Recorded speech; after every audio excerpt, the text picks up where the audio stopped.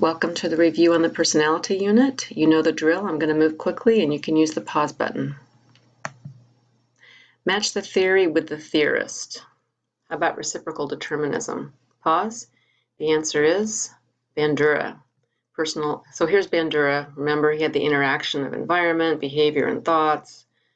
They all reciprocally impact one another. Personal constructs. Kelly. I should have paused there. Collective unconscious, pause. The answer is Jung.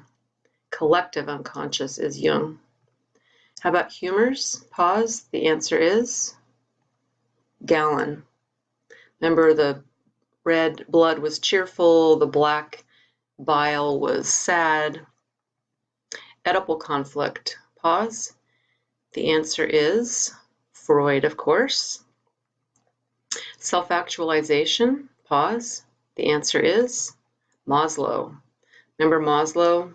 You have to have the stuff at the bottom like food and water before you can worry about belonging or being competent, and particularly creativity is at the top with self-actualization.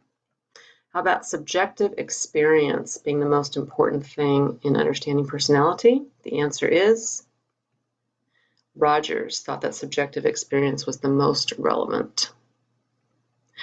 So whose ideas are used in the ocean? The O-C-E-A-N. That would be Jung. So here's the slide. If you want to pause and refresh your memory there. All right, name that test. A projective where you're given a stimulus and asked to tell a story. What happened before this picture, what's happening in the picture, what will happen after what you're seeing. Pause. The answer is, that is the TAT. Here's a pretend TAT slide where you project your unconscious stuff into the story. How about the projective test where you say, what might that be? The answer is, that would be the Rorschach. So you get an ink blot, very projective, could be anything, and you're asked to construct what that might look like, what that might actually be. All right, how about a true-false objective personality test? That would be the MMPI. It's 556 questions and very interesting psychometric properties. Okay, name that defense mechanism. The most basic defense mechanism that just keeps unconscious things unconscious. The answer is, that is repression. How about other people are thinking it, not me, but other people are thinking it? The answer is, that is projection. You don't experience it directly, but you assume everyone else is experiencing it. A child plays a younger child's game. The answer is regression. That's the fun one. How about working off all that energy? The answer is displacement. All right, you can thank your libido for all of these things except one. In case you have forgotten, Eros is sexual attraction, Thanatos is the death wish. The Oedipal fixation would be like seeking a relationship with an inappropriate mother figure. The id, those are the primitive impulses. So you can thank your libido for all of these except one. You can thank your libido for all the things in red and not for the one thing in black. Thanatos, death, and sexual energy are not consistent or compatible. All right, match the feeling. Oh. Just fix that right there. Okay, match the feeling. So what feeling would your id provide you with? The answer is rage. So rage is a primitive emotion, doesn't usually have a lot of intellectual stuff attached to it. It's just all primitive stuff. Ego, the answer is competent. So you might feel feeling of competence might come from your ego because you're balancing the demands of the ego and the limits of the demands of the id and the limits of the superego.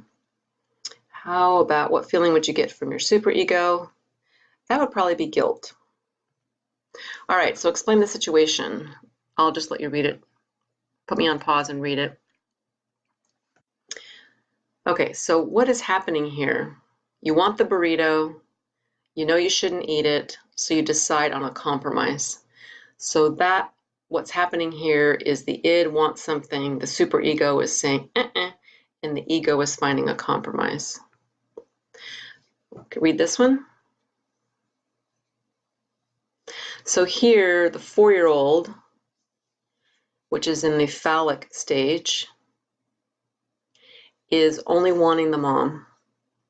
So that is considered an Oedipal situation, according to Freud. The age and also wanting the mom, those should tip you off. Okay, a college student realizes, go ahead and read that. So these are your choices. The therapist thinks that they're finally getting in touch with, so I want you to know what each of these things are.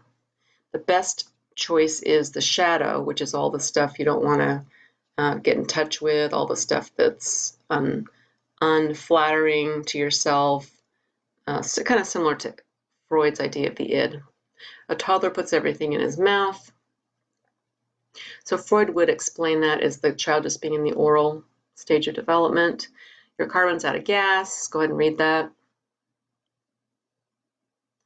So your instructor is attributing fundamental personality problems to you because your car simply ran out of gas, which could have been just a situational thing. Your roommate borrowed the car, didn't fill it up, has nothing to do with you, but your instructor is attributing personality, long-standing, fundamental problems to your situation. That would not be me. Okay, you're leaving for a date, you want to get your look just right. What's happening here? So Jung would say that you're managing your persona. Okay, so you attend your cousin's wedding. Go ahead and read that. Pause. So what's happening here, according to the self-serving bias, is that you don't perceive that you have a fault here. You perceive that it's the exam's fault. So that would be self-serving bias. But remember that without enough self-serving bias, you are prone to depression. So I will never judge you if you want to complain about a test question, because let's face it, I didn't write them. So yeah. All right, that's it.